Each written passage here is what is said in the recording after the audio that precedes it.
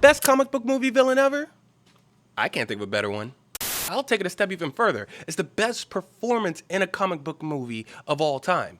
And I'm talking hero, villain, other, and to top it off, The Dark Knight is probably the best comic book movie ever made. Now, this isn't just the best performance in the best comic book movie ever just because. It's the best performance because Heath Ledger prepared like he was preparing for an Academy Award winning role. What I mean by that is he prepared like a real actor, not someone collecting a check for a comic book movie. And at this point, the preparation and transformation is legendary. Ledger's transformation into the chaotic and anarchic villain involved a deeply immersive and meticulous process that showcased his dedication to his craft. That's right, the craft of acting. Actually building and creating a character and putting everything that you have into that is what he did to make this role. Heath Ledger's approach to understanding and embodying the Joker's psyche was both intense and immersive. To truly capture the character's essence, Ledger isolated himself for 6 weeks in a London hotel room. He didn't want nobody around him. He wanted to be with the Joker. During this period, he maintained a diary that was filled with dark and disturbing imagery and thoughts, channeling the Joker's mindset. This practice allowed Ledger to delve deep into the anarchic and unpredictable nature of the Joker, crafting a mental landscape that would inform his portrayal. That's it. That right there is the important part. See, when actors are prepping, they're not just learning lines, they're trying to create a character. Heath Ledger approached this with a method acting mindset, and method actors take character building a step further. It's not enough to pretend to be someone. Method actors try to understand the essence and the mindset and create that within the performance. In interviews, Ledger mentioned that he aimed to create a character with no empathy or compassion, describing the Joker as a psychopathic, mass-murdering, schizophrenic clown with zero empathy. To achieve this, Ledger studied various psychopaths and criminals, aiming to understand their lack of compassion and erratic behavior. He also drew inspiration from previous Joker portrayals, particularly Jack Nicholson's version in Tim Burton's 1989 Batman film. He, in a sense, wanted to build on what was there before, but make a distinct version of the Joker for himself. One of the most intriguing aspects of Heath Ledger's preparation for the Joker was his creation of a detailed diary. Now, I'm not an actor at all, even though I act sometimes, but I'm not really an actor. But I have taught acting, and I am a filmmaker. And one of the things that I tell actors that are struggling with grasping a performance is to keep a diary, not as themselves, but as the character. Very specifically because it allows you to think in the character's thoughts. If it's all in your own head, then your thoughts are getting mixed in together with the character's thoughts. But if you're writing something down in the character's thoughts, then those thoughts become more real. And the performer is able to separate the thoughts from their own and create a world within those thoughts, adding and subtracting as needed while studying the thoughts that they may not even realize that they're having as the character. So this was the diary. Ledger used this diary to immerse himself in the character's chaotic world. The diary included a mixture of handwritten notes, sketches, and clippings from various sources reflecting Joker's disordered mind. Inside the diary, Ledger compiled images and quotes that helped him channel the Joker's psyche. These included stills from films like A Clockwork Orange. And if you've never seen The Clockwork Orange, punch yourself in the face because it's a great movie. But you can also see the through line from the main character in that film to the Joker. He also had pictures of hyenas symbolizing the Joker's wild and predatory nature, and various other disturbing and surreal images. The diary also included scribbles of lines and phrases from the script, such as the Joker's signature phrase, "Why so serious?" Also random musings that captured the character's unpredictable and anarchic essence. Really, some of these pages are disturbing, but they help paint a picture of who the Joker actually is, beyond what's just in the screenplay. This served as a creative outlet for Ledger, going beyond just a normal line memorization. There's a special bond that you feel when you're creating something. For anybody that's a writer out there, you know in order to write a good character, you tend to know everything about them. That way you can make them a three-dimensional, living, breathing being, even if it's just on the page.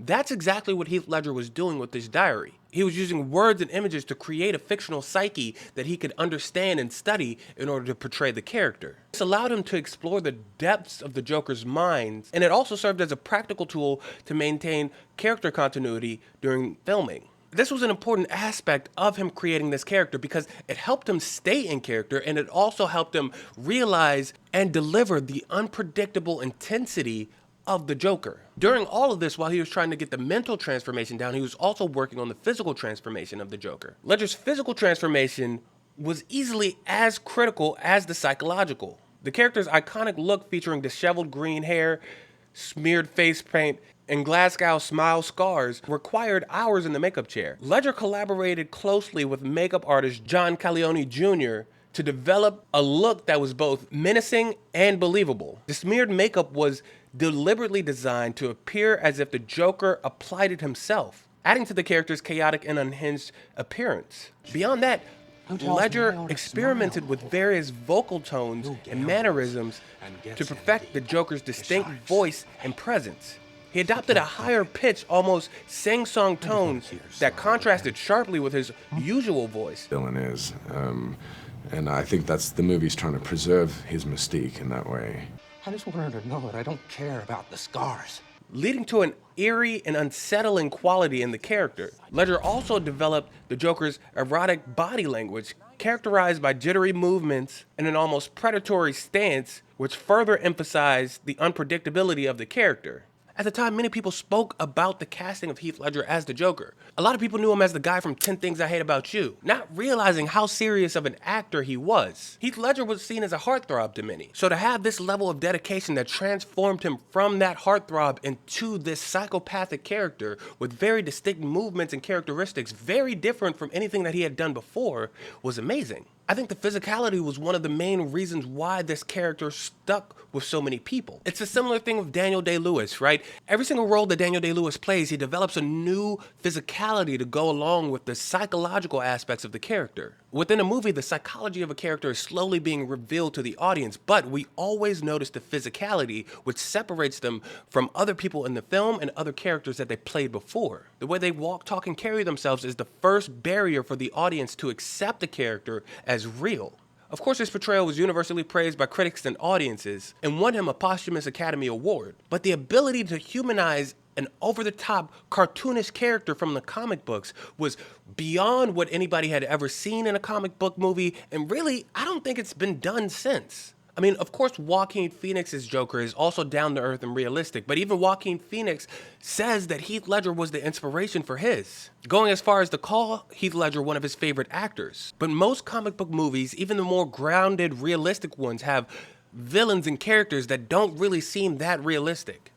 This was different. This felt like a psychopath in real life. But the role also had a significant impact on Ledger's personal life. Friends and family noted that the intensity of his preparation took a toll on his mental psyche. Ledger himself admitted to having insomnia after filming The Dark Knight, attributing it to the demands of embodying such a dark, disturbing character. That's one of the things with method acting. Going back to Daniel Day-Lewis, and I'm assuming one of the reasons why he retired is because him going into these roles was starting to take a toll on his personal life. There's a reason why people like Daniel Day-Lewis take so much time off in between films. Because you're not only acting as these people, you're living as these people so that it goes beyond just the performance and goes into you being the character. Not in a literal sense, but in an unconscious sense. So when you're performing, you don't have to think about what to do. You just do it because you know the character so well. For Ledger, being in such a dark and disturbing place for so long and getting deep into the psyche of this character could only have dark implications